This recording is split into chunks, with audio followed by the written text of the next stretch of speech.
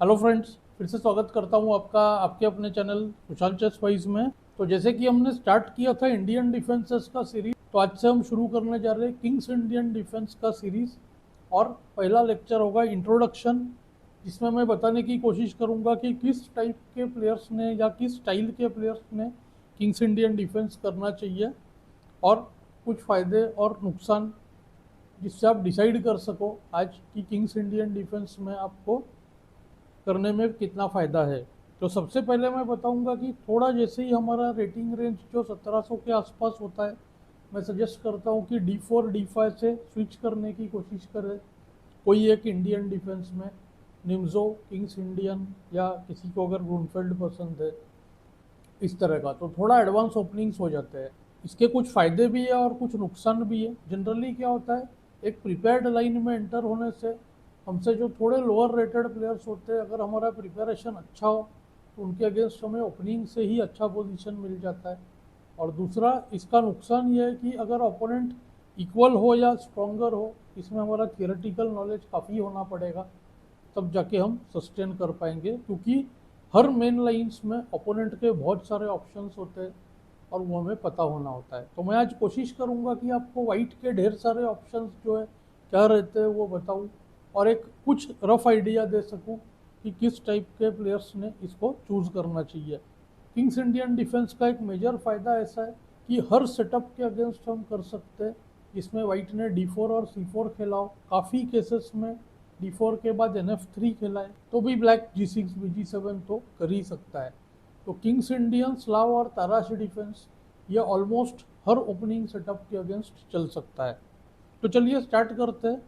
D4, NF6, C4, G6, night C3, BG7। ये काफ़ी move orders अलग अलग से भी आ सकता है। कई बार वाइट पहले NF3 कर दे NC3 के जगह, तो भी सेम पोजीशन आ सकता है। बस यही होगा कि वाइट ने खुद को NF3 लाइन में कमिट कर दिया होगा। मैं आपको थोड़ी देर में बता दूंगा। E4, वाइट ने सेंटर का कंट्रोल ले लिया, अब थ्रेट छोटा सा बन रहा है। E5, पहले ज़माने में आप देखोगे फिशर ने काफ़ी बार ब्लैक से यहाँ पर कैसल भी खेला हुआ है, ताकि E5 को E8 हो और फिर D6 करके हम इस पर अटैक करें। पर जनरली लोग D6 करते हैं, मेन लाइन है, और यहाँ पर जो है मेन वेरिएशंस स्टार्ट हो जाएंगे। तो क्या क्या वेरिएशंस मेनली वाइट के पास होता है, एक एक करके हम देखते जाते हैं। सबसे पहले जो मेन लाइन है वो है, देखिए, मूव NF3, जिसको कहते हैं क्लासिकल वेरिएशन, और NF3 को कैसल, उसको BE2, उसको E5। तो थोड़ा सा मैं इस लाइन को थोड़ा एलेबोरेट करूंगा, क्योंकि बहुत ही इंपॉर्टेंट पॉइंट है।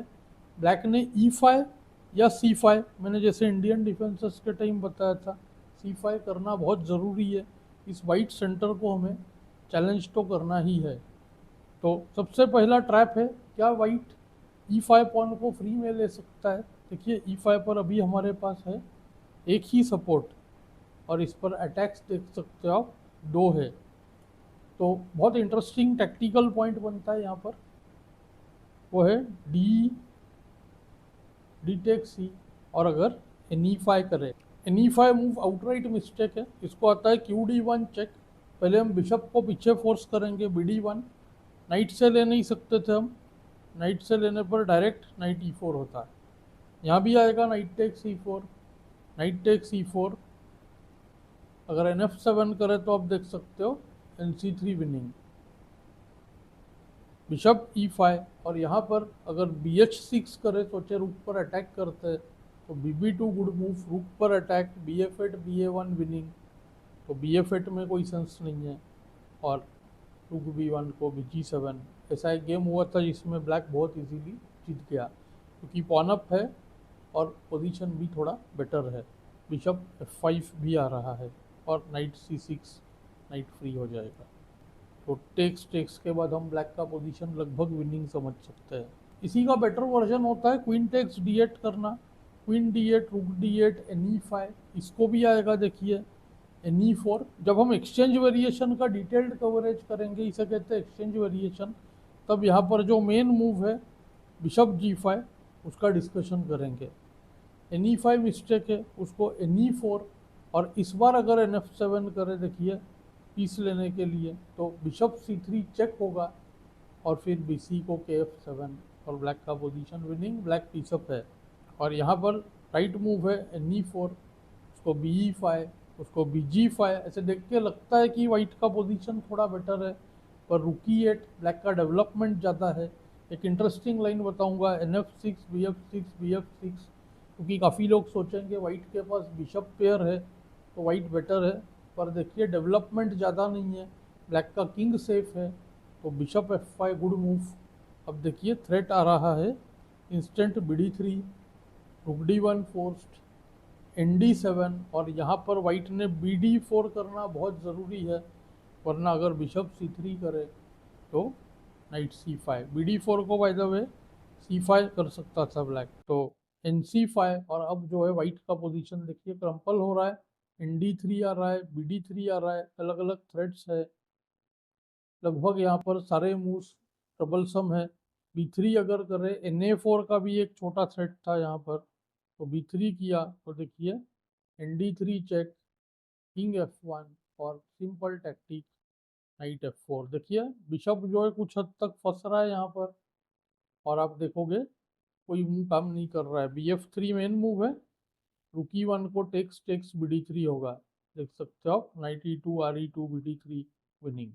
तो BF3 को BD3 चेक KG1 और good move BE2, game over, लेना ही पड़ेगा E2 पर, और फिर C3 जाएगा BE2 नाइट E2 के बाद आप देख सकते हो C3 का बिशप फ्री चला गया, और BE2 को छोड़ नहीं सकते, सेम रीज़न RE1 को भी आएगा। देखिए same BF3 GF3 NE2 check और फिर से बिशप चला गया, तो रुक E2 forced RE2, black is winning. तो आपने देखा कि E5 किस तरह से पॉसिबल हुआ। देखिए ये लेसन का पर्पस ही है कि बेसिक आइडियाज़ पहले कवर होते जाए, और कोशिश करूँगा सारे वेरिएशंस के बारे में थोड़ा बता सकूँ, तो आपको आइडिया आ जाए कि कितना डेप्थ जो है वो बेसिक है। अब चलते कुछ और शार्प लाइंस की तरफ। सबसे पहले क्लासिकल में ही जो होता है उसको कवर कर देते हैं, कैसल BE2 E5।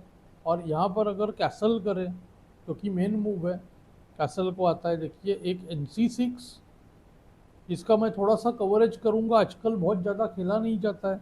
NC6, उसको देखते हैं D5 को नाइट E7, और यहाँ पे 4-5 अलग अलग लाइंस है, NE1, जिससे क्या होता है, हमने देखिए G4 पे जो है नाइट का G4, और ब्लैक चाहता है F5 करना, पॉन चेन का बेस को ब्रेक करना, तो यहाँ पर ND7, NG4 रोका तो ND7, और वाइट चाहता है C5 करके D6 को बेस बनाना, तो यहाँ पर BE3 को F5 F3 F4 BF2 G5। बहुत ही शार्प लाइंस होते हैं, म्यूचुअली जो होता है क्वीन साइड प्ले, यहाँ पर B4 C5 NB5 रुक C1, और ब्लैक का देखिए NG6 H5 NF6 G4, और फिर कुछ टाइम पर G3 करना, ये टिपिकल और स्टैंडर्ड माना जाता है।